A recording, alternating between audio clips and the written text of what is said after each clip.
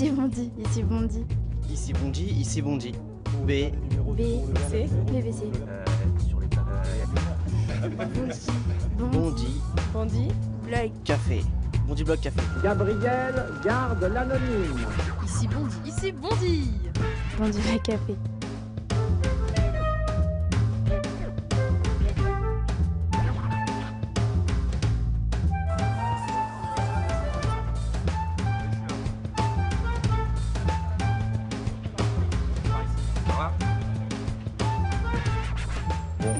Stéphane Le Foll, bonsoir. Bonsoir. Bienvenue Merci. à Bondy. À Bondy. Vous êtes très grand, je ne vous imaginais pas aussi grand que ça. Ah ouais bon. Mettez-vous ici, voilà, Je parfait. fais plus petit à la télé. Vous allez bien? Ça va et vous? Très bien, merci. On va demander une boisson. Bonjour, monsieur. Bonjour. Qu'est-ce que vous prenez, Moi monsieur je le prends un ministre? demi, je vais... Un demi. Un demi. Left record. lève. Très précis, hein. C'est très précis. Moi, je prends un Coca zéro. Et un Coca Zero. Vous avez l'habitude d'aller dans les cafés boire une bière. Oui, j'ai l'habitude des cafés. Ouais. C'est un lieu de convivialité et qui doit porter aussi la fraternité. Et on doit refaire le monde souvent dans les cafés, non? C'est dans les cafés qu'on écoute des brèves de comptoir. C'est dans les Voilà. cafés Les qu'on a propos de comptoir. des histoires à la C'est là où- fois qui peuvent être joyeuses, d'autres plus difficiles. On peut trinquer aussi. Allez. Vous êtes un ancien footballeur. Ouais. J'ai aussi fait du foot pendant très longtemps et je sais à quel point c'est important les cafés, les brasseries, les bistrots après les matchs. Qu'est-ce que vous retenez de cette expérience de footballeur aujourd'hui en tant qu'homme politique? Qu'est-ce que je retiens? D'abord, je retiens le côté populaire du foot. Et en particulier, moi, c'était le foot à un niveau correct. Hein. C'était ce côté populaire, ce côté des vestiaires, ces troisième mi-temps qui faisaient que comme on allait jouer quelquefois assez loin, quand on revenait, on faisait la fête. J'ai été aussi champion de France universitaire de foot en 86 avec une belle équipe. On était champion de France. Et donc tout ça, c'est des moments très importants. J'adorais le sport, le foot. J'ai joué au hand aussi. Mais vous jouez quoi comme poste au foot? Demi-défensif.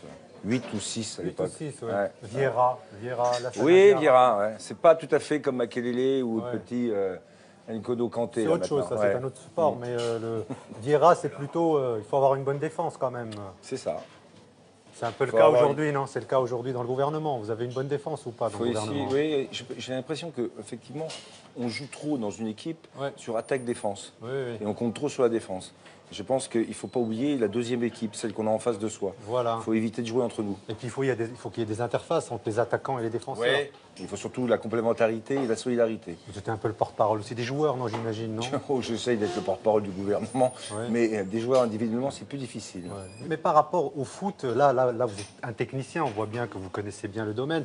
Mais sur l'aspect populaire qui était évoqué à l'instant, est-ce que vous pensez qu'aujourd'hui c'est raisonnable que le foot prenne autant de dimensions à la fois politiques et économiques, d'autant plus que ça pousse de plus en plus, notamment la jeunesse, à ne plus avoir les moyens d'aller assister au match. Et on le voit bien avec l'Euro 2016 qui va Alors, se là, dérouler je en pense que France. s'il y a C'est devenu un peu l'opéra, ouais, le c'est foot. devenu- ouais. S'il y a un risque, il est là.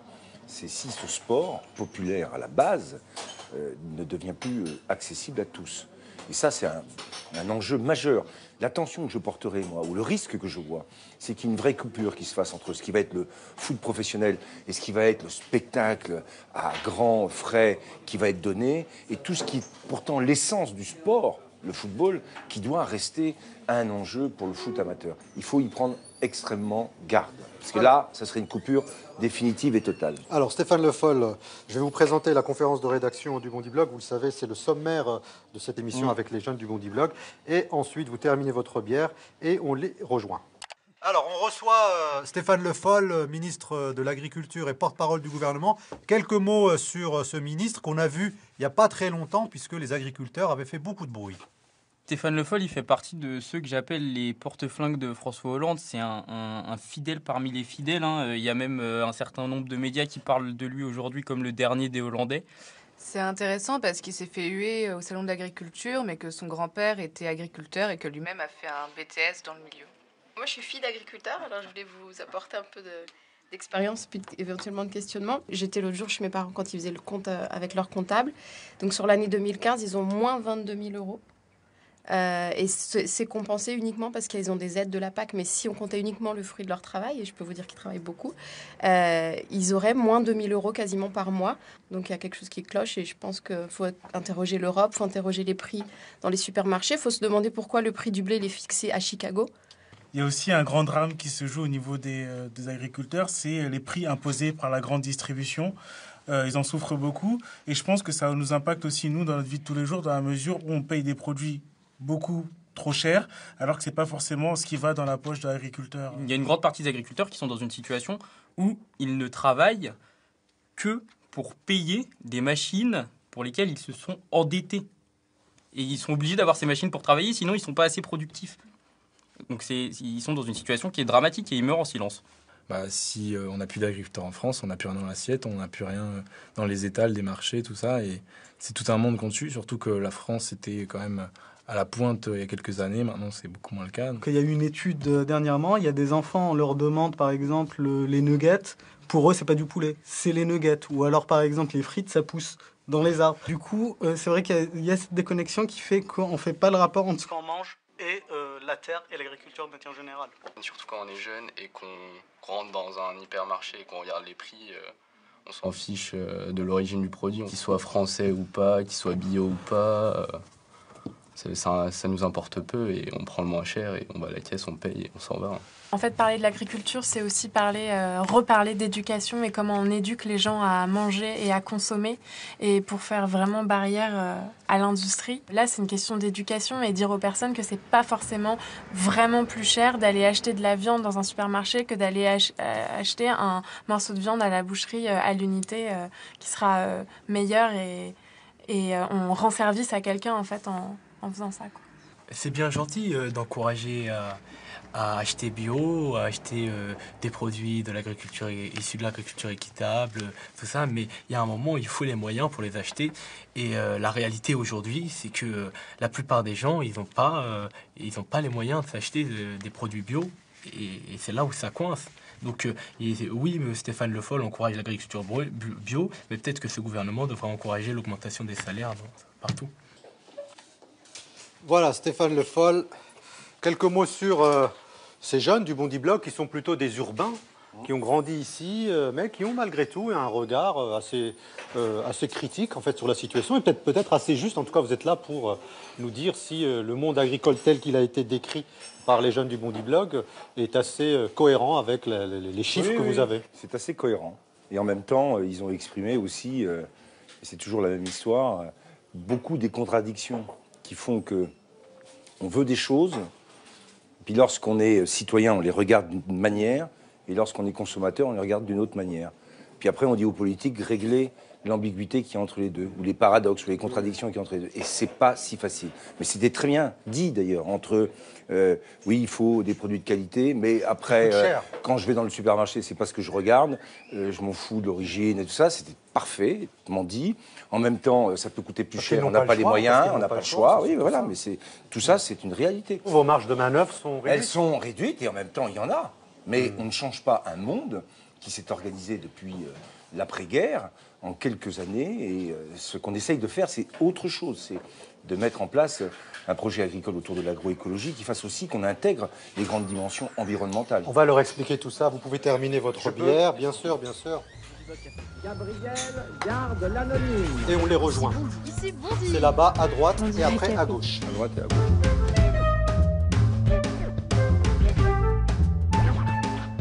Stéphane Le Foll est notre invité. Merci, monsieur le ministre de l'Agriculture, de l'Agroalimentaire et de la Forêt, porte-parole du gouvernement, d'avoir accepté notre invitation et d'être venu jusqu'à Bondy. Jusqu'à Bondy. Je vous présente très vite les trois Bondy blogueurs qui ont préparé ce magazine. D'abord, Myriam Bokobza, qui est là à ma droite, Ulrich Abiola Obaorin et Mathieu Blard, donc les trois Bondy blogueurs qui seront avec nous jusqu'à la fin de cette émission. Tout autour de nous, un certain nombre d'invités, les autres jeunes du Bondy Blog, d'autres responsables associatifs. On va aborder une série de questions avec vous, mais avant cela, j'aimerais vous présenter une photo de vous d'il y a quelques années. Je voudrais que vous la commentiez. Voilà, donc c'est une équipe de football. Ouais. C'était dans les années 80, 90 84, je crois. C'était avant un match contre Port-Brié. Voilà, c'était quelle équipe? Beau but. C'était l'équipe de Ciel Guillaume. On venait de changer nos maillots. Voilà. Et j'avais des cheveux longs et bruns. Voilà. 84, c'est aussi l'année où l'équipe de France de football a gagné l'Euro. 84 avec Platini, Tigana, Gires, Amoros et toute la clique. Voilà, je vous propose évidemment, vous le savez, pour démarrer cette émission, le portrait réalisé ce mois-ci par Lansala Del Cielo.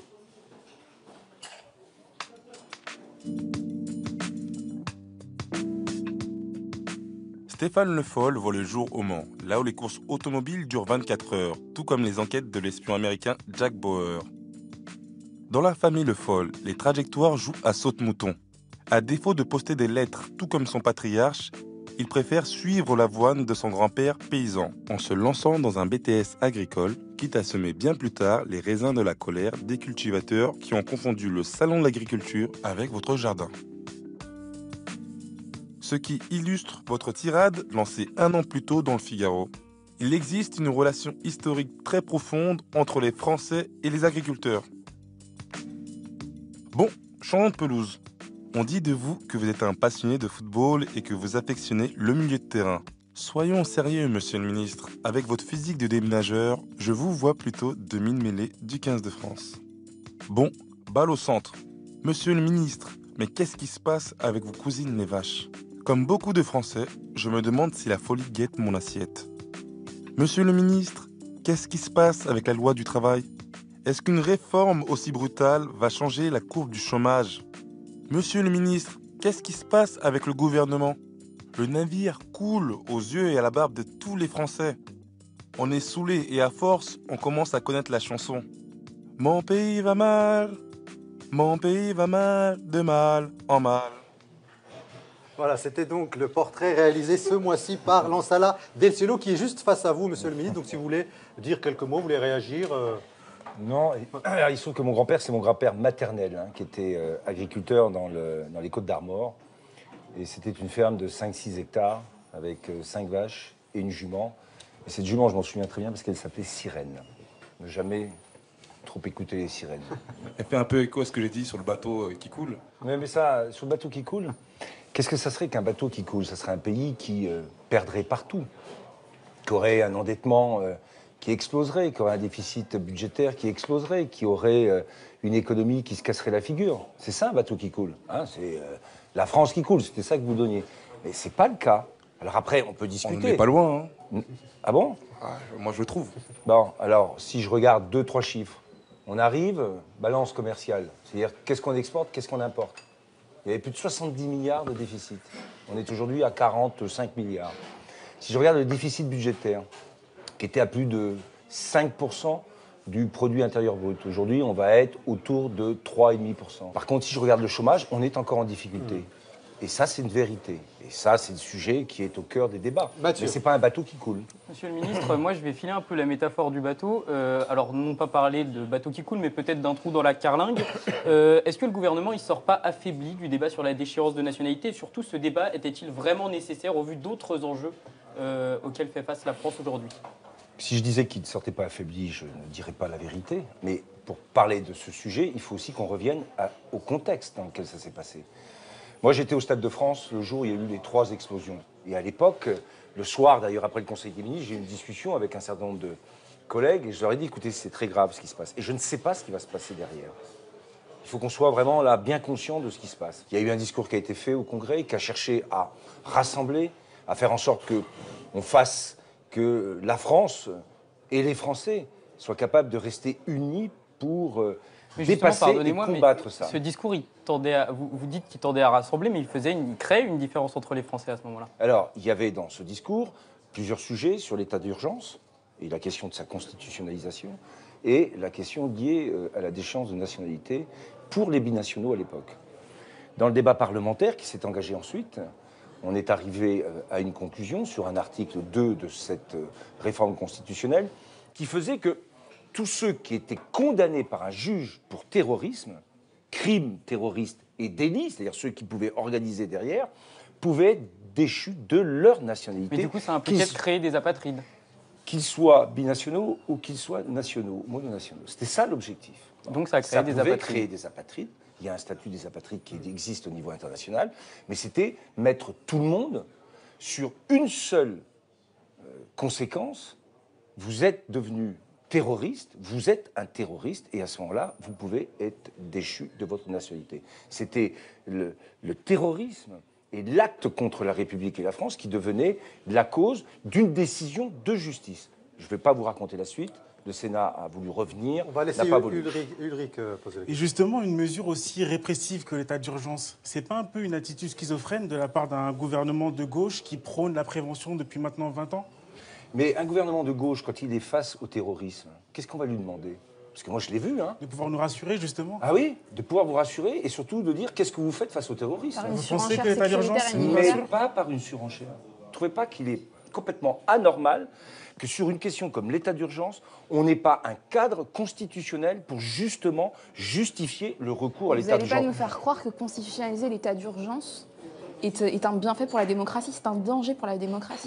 C'est la privation des libertés. mademoiselle, La constitutionnalisation de l'état d'urgence, c'est un danger pour la démocratie. C'est la privation de toute liberté fondamentale. Est-ce que l'état de siège qui est constitutionnalisé, c'est un danger pour la démocratie? Je vous pose la question.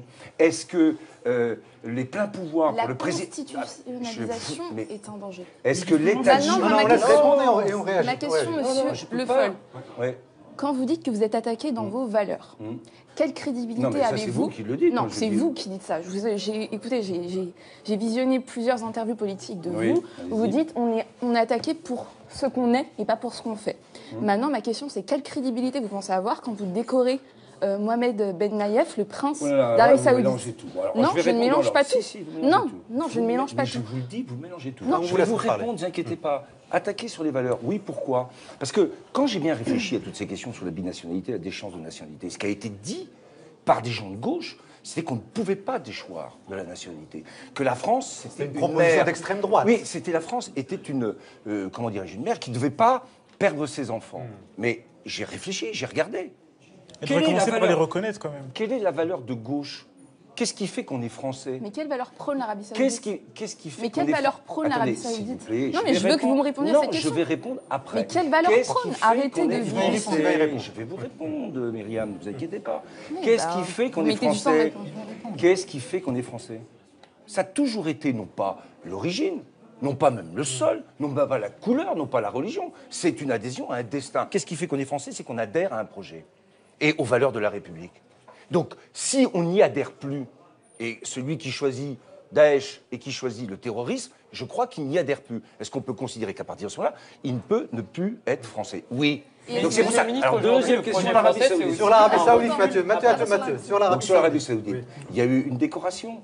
Il y en a eu d'autres. Il se trouve que dans le débat diplomatique de manière générale, on a à construire à la fois une place, une force diplomatique qui s'appuie sur des acteurs diplomatiques, et que pour y arriver, il faut qu'on ait des alliés et des accords qui sont passés. À des fins mercantiles. À des fins mercantiles. Bien sûr que si. Je suis désolé de pas à vous des dire, fins que mercantiles. 17 millions d'euros. 17 millions d'euros de vente d'armes en 2015. Aujourd'hui, vous estimez l'Arabie Saoudite gagné en 2015. Excusez-moi, vous ne courtisez pas l'Arabie Saoudite. Laissons Myriam expliquer. S'il vous plaît, monsieur le ministre. Je ne courtise pas l'Arabie Saoudite. Vas-y, Myriam, explique-toi.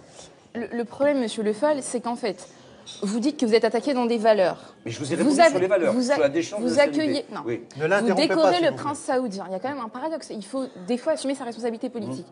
Et à côté de ça, de plus en plus, des discours qui sont hyper stigmatisants. Là, je pense aux propos de Rossignol qui compare les femmes voilées à des nègres.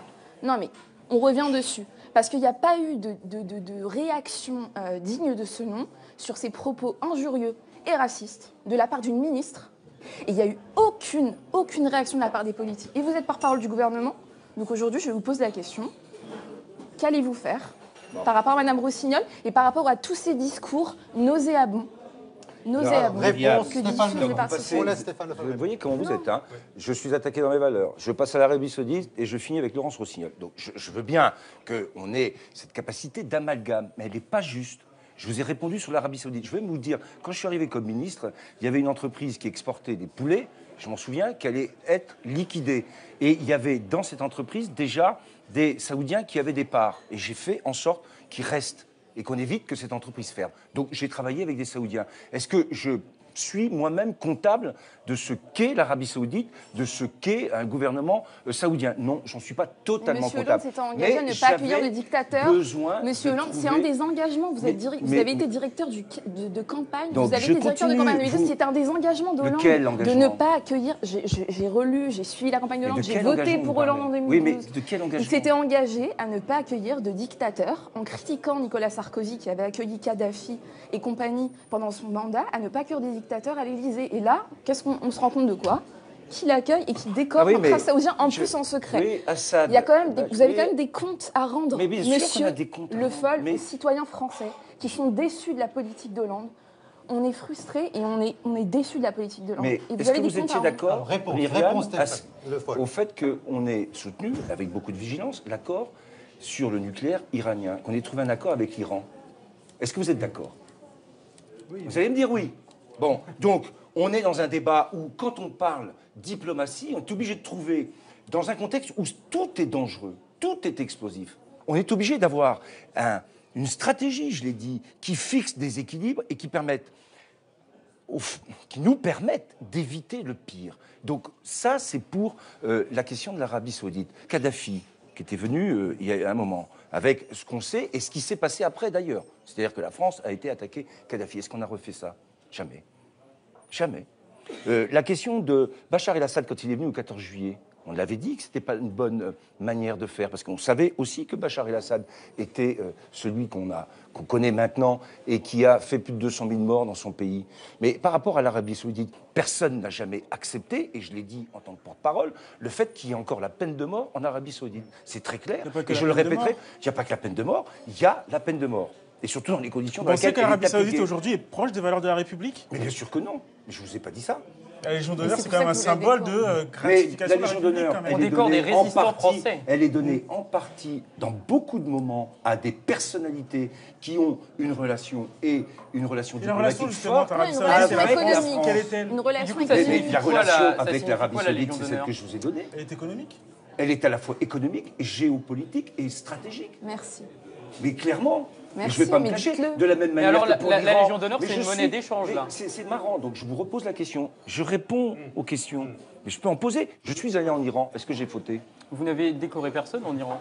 Mais je suis allé en Iran, mais par contre, on a été pour travailler sur des contrats agricoles, agroalimentaires, économiques et automobiles. Alors et justement, on va avancer. On va justement ouvrir le dossier qui vous concerne de plus près, puisque vous êtes ministre de l'Agriculture. On va d'abord regarder la manière dont les jeunes perçoivent notamment la relation entre les syndicats agricoles et les politiques. Et ça nous fera d'ailleurs le prétexte pour parler du dossier donc du monde agricole dans cette émission.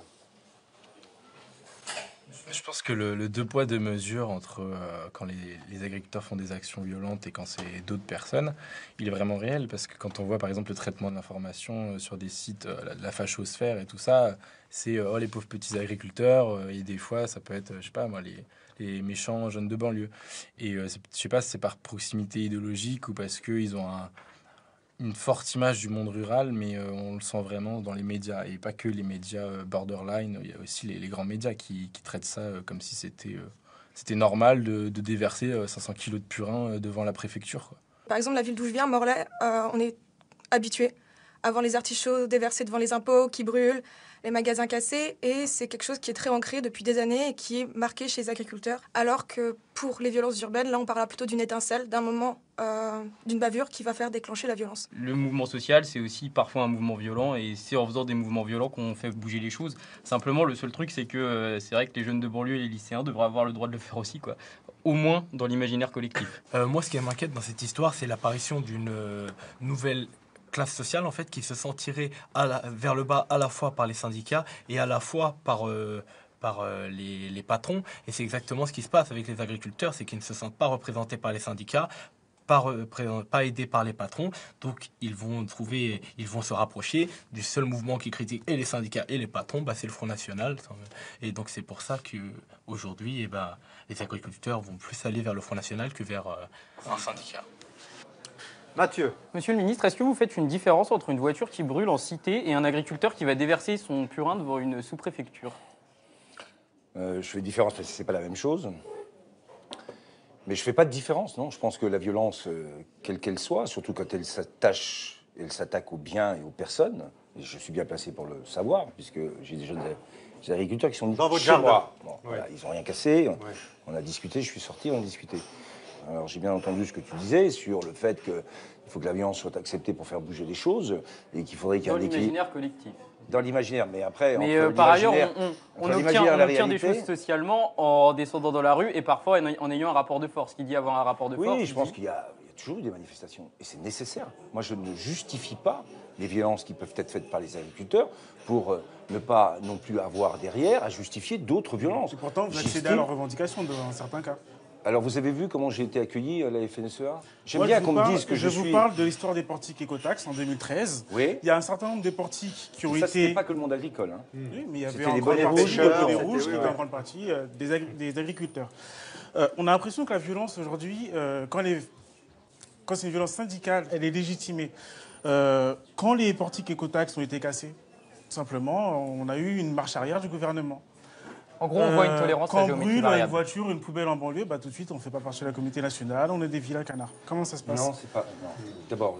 En tout cas, c'est comme ça que c'est perçu. C'est comme ça que c'est perçu. J'ai l'impression que cette violence est légitimée dans les médias. Je suis d'accord pour... C'est comme ça que c'est perçu, mais on ne peut pas dire que ça soit... Ce que vous dites est vrai, parce que la suppression des portiques... Moi, je regarde juste la finalité, en fait. Oui, mais est-ce que derrière, dans les banlieues, il n'y a pas aussi une mobilisation de l'État sur des plans sur la banlieue? Est-ce qu'il n'y a pas eu des choses de fait quand même? Ces plans, justement, concrètement... Donc je ne peux pas dire, d'un côté, il y aurait... Quels ont été les résultats de ces plans, de ces différents plans? Ah, mais ça, c'est autre chose. Parce que ça fait Les 10, 15 ans, 20 ans qu'on mais nous les parle de plans. agriculteurs, mais les Quels sont les agriculteurs peuvent résultats? dire la même chose.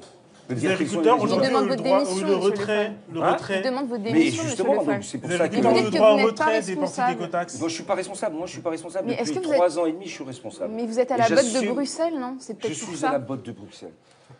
Ah là là, tout ça, c'est des mots. Je suis à la botte. Je suis dans l'Europe, oui. Et quand j'ai 28 pays, avec 28 agricultures différentes, et qu'il faut négocier pour l'agriculture française, avec 28 pays, avec justement des situations différentes, est-ce que c'était à la botte de Bruxelles que d'être obligé de négocier, de faire bouger les choses? Mais on Est-ce n'arrive que je même les pas ai à garantir des prix d'achat raisonnables Ah mais pour les non, ça, agriculteurs. c'est un On n'y choix qui a arrive été même fait. pas. C'est toujours pour plus de compétitivité. Oui, Et on mais dit, c'est un voilà. choix qui a été On fait. répond. C'est un choix qui a été fait. Il a été fait il y a une dizaine d'années. Ce choix, il a été fait par tous. Il a été fait en particulier par une large partie de tous ceux qui représentaient les agriculteurs en Europe. Ils ont accepté de partir dans la compétition. Et quand ils viennent me dire aujourd'hui, vous n'avez qu'à bouger au niveau européen pour Mais ils trouver n'ont des pas le solutions. choix, ils ont accepté, mais vous rigolez. Mais Mais c'est est-ce une que, blague. est-ce que vous savez quand est-ce qu'a été supprimé les quotas laitiers? Non, mais c'est une blague, monsieur Le Foll. mais je vous- Est-ce que vous pensez que ont le choix? Mais je Déjà, vous dis est-ce que vous les vous représentants avez du le choix? syndicalisme agricole, lorsqu'il y a eu la fin des quotas laitiers, est-ce qu'il y a eu des manifestations pour la fin des quotas laitiers? C'était en 2010. On n'a pas eu. Et je peux même vous dire que dans un certain nombre de pays européens, c'était plutôt ce qu'ils voulaient. Et c'est vrai que les quotas, c'était très, comment dirais-je, contraignant. Mais globalement, la majorité ne s'est pas exprimée contre. Avec les conséquences qu'on a aujourd'hui en partie. Donc on paye ça aujourd'hui. Mais on ne paye pas que ça. Parce que si c'était que ça serait simple. On ne paye pas que ça. Ça a été dit tout à l'heure, je l'ai entendu quand vous avez présenté le comité de rédaction. Pourquoi on fixe le blé à Chicago? Parce que la première puissance exportatrice de céréales, c'était les États-Unis. Que les États-Unis exportent partout, et en particulier dans le monde entier, et en Afrique. Et qu'il y a des pays qui sont extrêmement dépendants des céréales qui sont exportées, parce qu'ils n'en produisent pas assez pour nourrir leur population. Pourquoi on le fixe à Chicago? Parce que ce marché, c'est complètement Monsieur Le internationalisé. Foll, qui est responsable? Ah, qui est responsable? Mais qui est responsable du monde tel qu'il s'organise? C'est la finance, non? C'est la Monsieur le finance. ministre, moi, C'est un j'aimerais monde beaucoup qui s'est organisé, qui s'est ouvert. C'était votre ami, la finance. Mais la question de la finance est toujours posée. Et dans la lutte contre la fraude fiscale, et ce que je vois Il sur le reste en Panama, mais ce n'est pas vrai. Ce qu'on a fait sur la lutte contre la fraude fiscale en 2 ans et demi, 3 ans, c'est un pas qui a été fait comme jamais il a été fait dans ce débat. Et donc, je reviens juste sur ce point. Donc ce monde, il existe. Vous parliez de politique européenne. En 2013, vous avez signé un accord avec 8 autres ministres européens réclamant en fait l'autorisation de reprendre les subventions à la culture du tabac. Vous ne pensez pas que c'est un peu contradictoire avec toutes les campagnes qu'on voit tous les jours contre le tabac, les campagnes de lutte anti-tabac? Je n'ai pas demandé de reprendre, j'ai demandé qu'on évite de supprimer la totalité des aides. Donc c'est pas pareil. Vous avez quand même réclamé une action en ce sens, pour les favoriser. Je répète, était sur la table la suppression de la Moi, totalité je vois des juste en aides. fait une contradiction que j'essaie de soulever. Oui, mais je vous inquiétez pas, je vais répondre à la Sur le contradiction. plan Vous ne pouvez pas européen, me présenter avec cette sur le manière qui plan consiste à européen, m'accuser. on demande la d'être un pro. subvention Oui, de mais la je vais vous répondre. et la Mais culture le- du tabac. On laisse répondre. la question, c'était la suppression totale des aides. Qu'est-ce que j'ai dit à l'époque? J'ai dit, vous supprimez la totalité des aides pour les producteurs de tabac européens, sachant que, comme la cigarette et la consommation de tabac continue, on va importer du tabac qui va venir de partout du monde.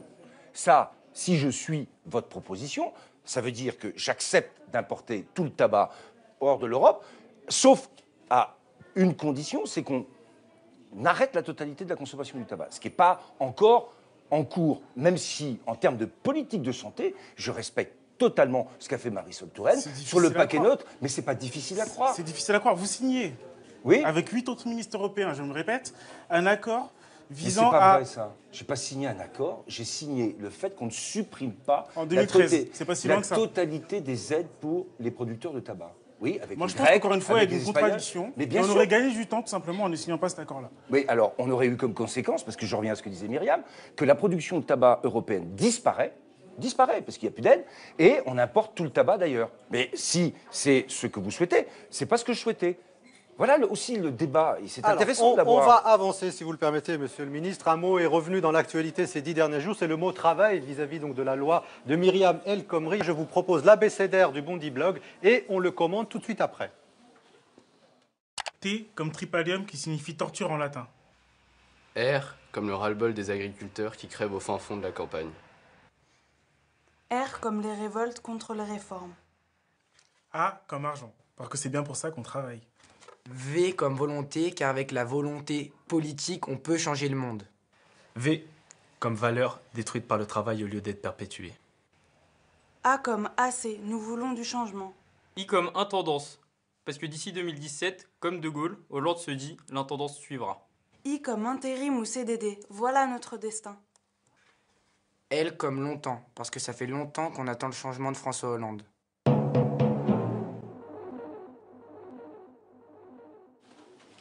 Mathieu. Monsieur le ministre, la loi travail prévoit notamment, et c'est probablement un des éléments les plus centraux, de faciliter les accords d'entreprise au détriment des accords de branche. Est-ce que ça, clairement, c'est pas une main tendue au MEDEF qui appelle cette mesure depuis des années, voire des décennies? Qu'est-ce que c'est que l'économie aujourd'hui? Qu'est-ce que c'est que l'économie? Est-ce que ce n'est pas quelque chose qui s'est complètement diffusé et déstructuré? On a connu une économie avec des grands secteurs industriels qui faisaient des pourcentages très importants de la richesse qui était produite. On était dans un système où toute l'économie était structurée par des grands acteurs.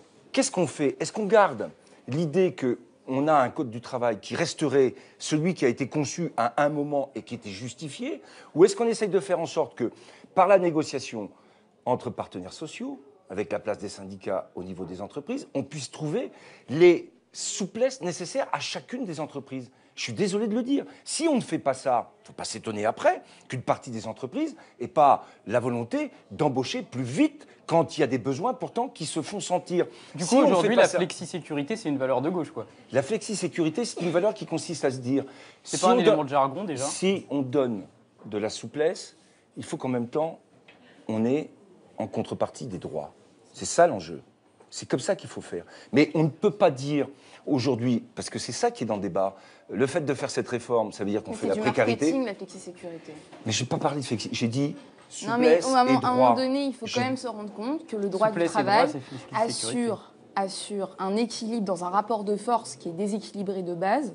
Parce que c'est un lien de subordination entre l'entreprise et le salarié. Oui, non, mais il a été prof d'économie. d'économie. Non, mais je le redis pas pour faire une leçon, mais justement, tout ce que fait cette loi, c'est justement une loi en faveur des actionnaires et des entrepreneurs. Et vous essayez de nous faire croire qu'en licenciant plus, on va pouvoir créer de l'emploi.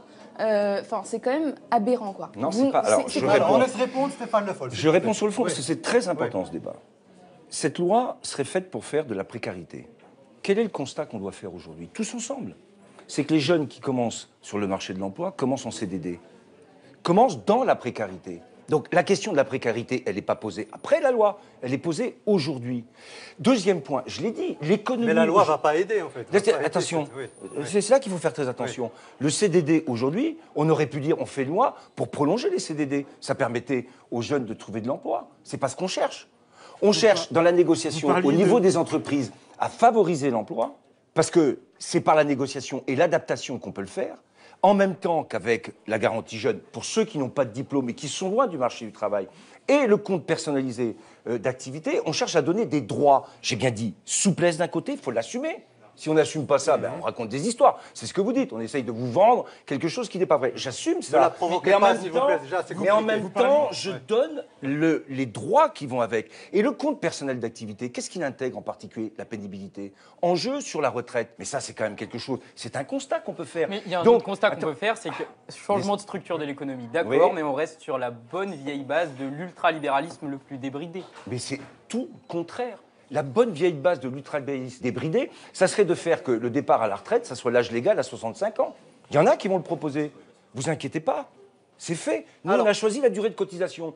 41 années et demie de cotisation. Aujourd'hui, la vieillesse est à l'équilibre. Et parce qu'on a mis la durée de cotisation, on a intégré la pénibilité qui sera intégrée dans le compte personnel d'activité. Qu'est-ce que c'est que la pénibilité? Ça fait 30 ans que des syndicats et la gauche demandent à ce qu'on prenne en compte le fait, et je suis bien placé pour le dire, agriculture, abattoir, des travaux pénibles. On n'a pas la même espérance de vie, par contre, on a le même droit légal de partir à la retraite. C'est pas juste. Donc on met de la justice. Donc c'est tout le contraire de l'ultralibéralisme. C'est ça que je veux dire. On va poursuivre, si vous le permettez. Les jeunes générations sont contre cette loi. On l'a vu avec les lycéens et les étudiants. On a demandé leur réaction aux jeunes du Bondi Blog et on réagit sur cette dernière question d'actu. Sur la question du désintéressement des jeunes par rapport à la loi travail, oui, peut-être que les jeunes, quand ils vont bloquer leur lycée, quand ils vont aller à la manifestation, ils connaissent pas la loi travail, mais c'est avec les luttes qu'on change les mentalités, c'est avec les luttes qu'on discute, et c'est avec les luttes que des jeunes vont sortir avec une connaissance de ce qu'est la loi travail, après avoir débattu au sein d'AG, au sein de débats dans le lycée. Au fur et à mesure, la manifestation elle devient plus globale, c'est plus centré sur la loi travail. Il n'y a qu'à aller voir, par exemple, en AG à Tolbiac, presque la moitié, voire les 2 tiers des revendications s'éloignent finalement de la loi de travail. Ça devient plus général, c'est plus la jeunesse précarisée qui prend la parole finalement. Et je trouve qu'avec le temps, le mouvement grossit. On dit toujours par rapport aux lycéens, par rapport aux jeunes de manière générale, que les réseaux sociaux sont abétissants, que YouTube, ça sert à rien. Et là, vraiment, on voit comment ces lycéens-là, comment ces jeunes-là ont pris cet outil-là pour en faire un outil de politisation, pour faire un outil vraiment où ils se cultivent justement, où ils apprennent la politique. Et je pense que c'est un mouvement, pour moi, on est à la naissance de quelque chose justement, d'un vrai mouvement de fond. Je vais prendre la voix de mon père, qui est un 68 art. Et quand il voit ça, il a une certaine nostalgie et il espère que c'est pas qu'un feu de paille, quoi. C'est pour ça que lui, à 66 ans, il descend dans la rue. Alors que je me dis qu'à 66 ans, on ne devrait plus descendre dans la rue. On devrait être heureux et avoir une belle situation. Et lui, il continue à descendre et il me réveille à 6h du matin pour que j'aille bloquer mon lycée. Ulrich Abiola. Alors, en arrivant ici, Monsieur Le Foll, vous souhaitiez enlever votre costume de politique. Moi, j'ai une question pour vous. En tant qu'ancien prof de lycée, quel est votre regard justement maintenant sur les contestations menées par cette jeunesse? Prof à la fac aussi. Hein, prof à la fac, au lycée. Ouais, mais bon, ça c'est pas des... Vous avez été proche des jeunes quand même, à une époque. Mais pourquoi vous pensez que je suis complètement déconnecté? Moi aussi, j'ai un fils qui a 27 ans. Enfin, je veux dire, je vis pas... D'ailleurs, j'ai regardé le Bondi Blog avec Laurent Berger. Oui. Vous êtes issu d'une famille modeste, c'est pas comme les politiques. Je suis désolé, hein. Bon, mon père était instituteur dans un village de 256 habitants. Oui. Non, mais en plus, on a lu votre déclaration du patrimoine. Oui, vous n'avez pas de voiture, on n'avait voilà, pas moi je suis pas, j'ai une moto, voilà. je continue. Non, c'était juste d'ailleurs pour ça qu'on vous range embête des pas jeunes à les une époque en tant que prof. Cette image et j'aurais voulu savoir quel était votre regard justement aujourd'hui sur les contestations menées par les jeunes. Les jeunes, et c'est normal, ont besoin de trouver de l'espérance et de l'idéal. Et c'est logique. Et dans tous ces débats, il y a une recherche de l'idéal. Il y a quelque chose qu'on va aller chercher au-delà du réel, par définition, puisqu'on se projette. On est jeune, on va vers l'avenir. Bon. C'est un peu le projet de la gauche, ça, en fait. Oui, c'est le projet de la gauche qui a toujours été celui de la gauche. Vous comprenez que François Hollande a mis un point d'honneur sur la jeunesse et qu'à 1 an de la fin du quinquennat, cette jeunesse est dans la rue. Et donc, je comprends en même temps que dans ce débat, il y a une réalité qu'on est obligé de saisir. Nous, les politiques, et la gauche en particulier, c'est quand on est au gouvernement, c'est un pays qu'on a en face de nous. C'est une économie, c'est des entreprises, c'est création d'emplois ou pas de création d'emplois. Et c'est suffisamment difficile pour en créer aujourd'hui pour que je sache. Donc on ne rêve plus, on gère. C'est bien pour ça que les deux. C'est pour ça que les deux, on en a toujours besoin. Les deux sont nécessaires. C'est pour ça que je ne critique pas les jeunes qui portent un message qui va au-delà. Mais je voudrais aussi que les jeunes se rendent compte qu'une réalité, ça se traite. La formule de Jaurès... Qui deviennent un peu plus vieux, quoi, c'est ça? Mais surtout pas qui deviennent plus vieux. J'ai à la fois l'idéal que je porte, et puis la réalité concrète d'une négociation à 195 pays, ou quand je suis en Europe, à 28 pays. Mathieu. Et cette mobilisation qui a quand même réuni, selon les syndicats, 1,2 million de personnes dans la rue. Moi, je ne vous cache pas hein, que j'ai été dans les manifestations, vous l'aurez certainement compris en filigrane. Mais tu as le droit, Mathieu. Tout à fait. Et en causant avec les gens, j'ai entendu des discours nombreux de gens qui ont voté Hollande en 2012, qui ont cru en vos engagements, qui étaient assez séduisants, hein. Enfin aux engagements du Parti socialiste de l'époque, et qui aujourd'hui sont extrêmement déçus. Est-ce que vous le comprenez déjà et qu'est-ce que vous aimeriez leur dire à ces jours-là? Oui, je le comprends parfaitement. D'abord, je le comprends et je suis capable de le mesurer aussi. Hein. Là encore, hein, moi je vais aussi dans les cafés, je suis le samedi et le dimanche chez moi. Ce que je veux dire, c'est que par rapport aux engagements sur la jeunesse, je ne vais pas faire la liste de tout ce qui a été fait. Mais je pense qu'aujourd'hui, on va avoir besoin de rappeler ce qui a été fait. Que ce soit sur les bourses étudiantes, les 130 000 étudiants de plus qui touchent des bourses, le fait qu'on les a revalorisées pour les familles les plus modestes, le fait que si je regarde les statistiques de l'INSEE de 2013, jamais les inégalités dans la France, c'est pas pour autant que les riches ne sont pas devenus plus riches, mais se sont réduites. Donc tout ça, c'est des enjeux de discours politique que nous n'avons pas fait. Mais par rapport à ce qu'on avait pensé faire, on n'avait pas pris non plus en compte ce qu'était la réalité, là aussi, d'une situation. Je prends simplement la question du terrorisme. Jamais, je peux vous le dire, j'ai été directeur en partie de la campagne, hein, parce qu'après 2011, j'ai arrêté, mais jamais on n'avait imaginé ça. Jamais. Alors, jamais. On va accueillir, si vous le permettez, Stéphane Le Foll, Nassira pour son interview mensuelle, justement, qui va aborder la question de la jeunesse.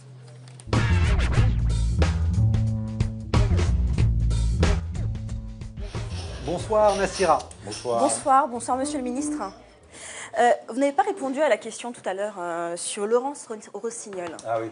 Alors, est-ce que, 1, vous condamnez l'utilisation du mot nègre et est-ce que, 2, vous condamnez la comparaison des femmes voilées à des femmes dites soumises et presque comme des esclaves? Moi, je crois que Laurence Rossignol l'a dit elle-même. Ce qu'elle a dit n'était pas... ni convenable, ni adapté. Donc, je veux savoir ce que vous en pensez, vous, monsieur. Moi, je pense que jamais, je vous le dis franchement, je n'aurais dit ce genre de comparaison ou de propos. Je ne les aurais pas tenus. Bon, après, je ne vais pas non plus accabler Laurence Rossignol, parce que je sais ce qu'a été son engagement militant, et depuis longtemps, je sais ce qu'elle a voulu dire, ou tenter de dire au travers de cette formule, mais cette formule n'était pas adaptée, c'est très clair. Mais est-ce que vous, en tant que membre du gouvernement, monsieur Le Foll, vous pensez que les femmes voilées de ce pays sont des femmes soumises? Non, je ne crois pas que toutes les femmes voilées sont des femmes soumises. La preuve, c'est que certaines assument clairement le fait qu'elles portent un voile. Donc, je ne vais pas dire des choses qui ne sont pas vraies.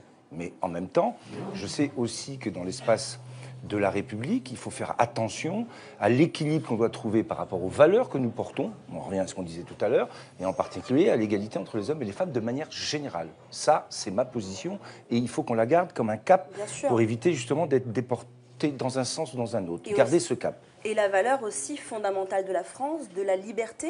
Or, c'est vrai que dans les débats publics aujourd'hui, on entend d'abord très peu, voire jamais les femmes voilées parler, dire ce qu'elles en pensent, et on réduit systématiquement ce débat à des femmes dénuées de tout libre arbitre.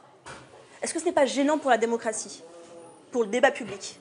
C'est pas gênant pour la démocratie. Chacun peut assumer, et c'est ça aussi qui fait la force de la France.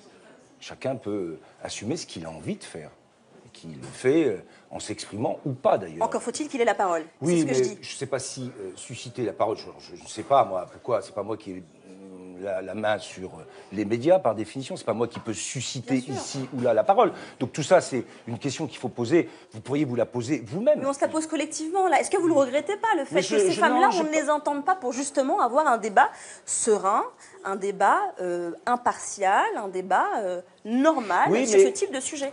Je suis tout à fait d'accord avec vous pour dire qu'il y a des femmes qui assument vouloir porter le voile. Tout à fait. Je le sais, j'en suis parfaitement conscient.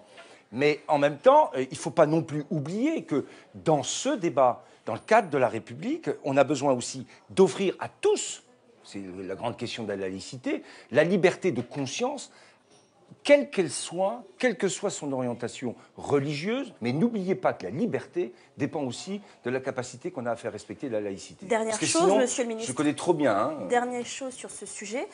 Qu'est-ce que vous leur dites à ces femmes qui se sont senties blessées profondément par les mots de la ministre? Laurence Rossignol a dit quelque chose, elle l'a elle-même corrigé. J'ai dit ce que je Elle a pensais. corrigé sur le mot oui. nègre. Mais vous avez parlé, vous, des femmes Elle volées. n'a pas Vous avez corrigé parlé sur le du fait mot d'être nègre. soumise. Oui, non, mais Or, Madame Rossignol dit que ces femmes sont dénuées de tout libre arbitre et que sinon, c'est du militantisme politique. En gros, on ne peut pas aujourd'hui porter librement son non, voile. mais je pense que là, il y a besoin de nuances. Je suis d'accord avec vous. C'est pas si simple. Ça, je l'accepte, je l'accorde. Dernière chose, très rapidement. Je vais vous lire une phrase. Je serai, à cet égard, particulièrement attentif au sort des enfants. Sur ce point, je prends un engagement, celui de refuser la rétention des enfants. De qui vient de cette phrase? J'imagine que c'est du président de la République, non? Voilà, c'est François Hollande, absolument. Ouais. C'est en février 2012, au réseau Éducation sans frontières. Qu'est-ce que vous avez à dire? Est-ce que vous avez eu aussi honte, monsieur Le Foll, de voir un enfant de 8 ans, comorien, retenu pendant 12 jours à Roissy, donc en France? Est-ce que, comme moi, comme d'autres dans ce pays, vous avez eu honte? Bien sûr, j'ai eu honte, parce que c'est un enfant, et que je respecte, bien sûr, ce qu'est un enfant. Je sais aussi qu'on a arrêté, ce qui avait été le cas, parce que j'en étais particulièrement témoin au Mans, d'aller chercher des enfants dans des écoles. Je m'en souviens quand même, parce qu'on oublie tout ça. Qu'on essaye de trouver des solutions qui ne sont pas satisfaisantes, et ce qui s'est passé avec cet enfant comorien n'est pas satisfaisant. Il y a eu une décision de police avant la décision de justice qui a fait que cet enfant est resté 12 jours retenu. Voilà, donc c'est souvent le cas. Il faut aller plus vite entre la police qui, voyant quelqu'un arriver, et un enfant en particulier, le met en rétention, et la justice qui dit mais il a tout à fait possibilité à rester dans notre pays puisqu'il a une famille d'accueil. Ça habite 12 jours. Comment c'est possible que pendant 12 jours, est-ce que vous vous rendez compte soit retenu? Comment c'est possible qu'il y ait des milliers de gens qui se déplacent et qui quittent leur pays et qui arrivent comme ça dans des aéroports, quelquefois sur des places. Comment c'est possible? Je n'ai pas le détail exact. Mais je sais que tout ça a duré trop longtemps. C'est dommage, si vous me demandez si je suis choqué, c'est choquant. On ne peut pas, pour un enfant, le traiter comme ça. Et de la même manière que les images qu'on a vues sur certaines plages de Grèce sont parfaitement insoutenables. Sauf que ça s'est passé ici. Merci à vous. Merci Nassira El Mouadem.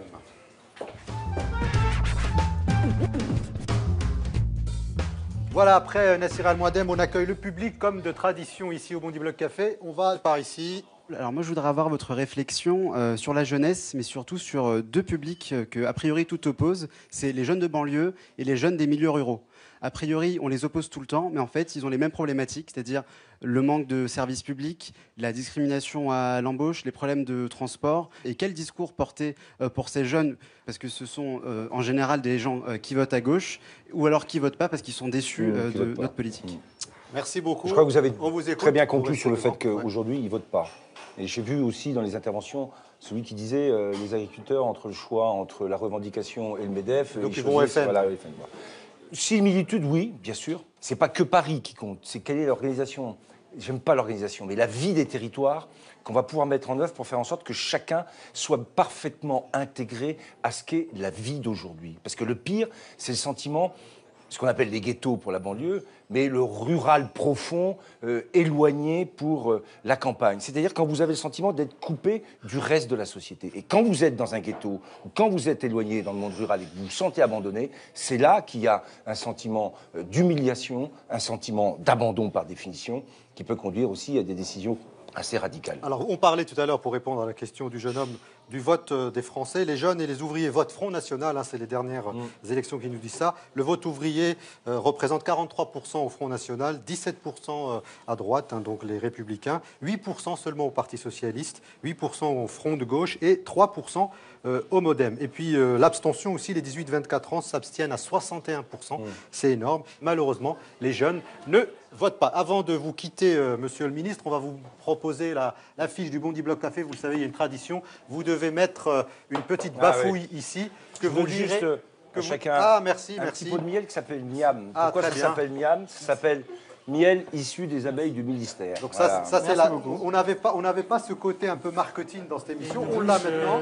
Donc je voulais juste vous rappeler, avant de vous quitter, Réservoir de talent, le 93 des entrepreneurs. Donc un livre signé par Sébastien Poulet-Goffard qui est donc intervenu. le changement est dans l'air. Donc ici, un deuxième cadeau pour vous, Stéphane Le Foll, c'est 29 jours de révolution, un livre écrit par Jean-Marc Salmon, Histoire du soulèvement tunisien, aux éditions Les Petits Matins. Et comme vous nous avez offert du miel, on vous donne un troisième cadeau. C'est un livre de Raquel Garrido, Guide citoyen de la 6e République. Pourquoi et comment finir avec la monarchie présidentielle? Voilà, vous avez là, aux éditions Fayard, peut-être quelques idées pour la prochaine élection présidentielle. 3 livres valent bien une petite dédicace à haute voix, C'est tout simple, c'était un café, une ville, un blog pour faire vivre la fraternité. Et du miel. Voilà. Merci beaucoup. Merci à Mathieu Blard, Ulrich Abiola Obaorin, Myriam Bokobza, évidemment Jamart et Zadig Productions. On se retrouve le mois prochain, si vous le souhaitez, sur LCP et France O.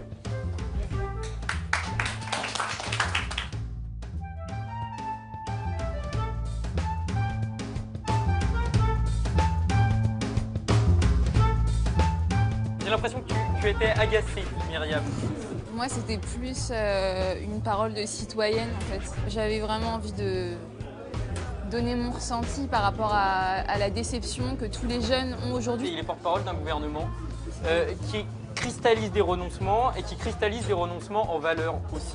Voilà. Et ce qui est assez paradoxal, c'est qu'on sentait parfois qu'il avait envie de dire la vérité, mais qu'il était tenu par un discours. Mais tu sens que le mec, il a un fond, il a des convictions, mais qu'il peut juste pas les assumer parce que le gouvernement. Il vient aussi pour faire le sale boulot, pour défendre l'indéfendable. Il fait la sale besogne. Et ça prouve que, comme tu dis, peut-être qu'il a bon fond. Alors pour moi, être jeune en 2016, c'est rêver, mais de vouloir rêver, mais de ne pas en avoir le droit. En fait. Moi, je pense qu'il faut s'arroger le droit de rêver.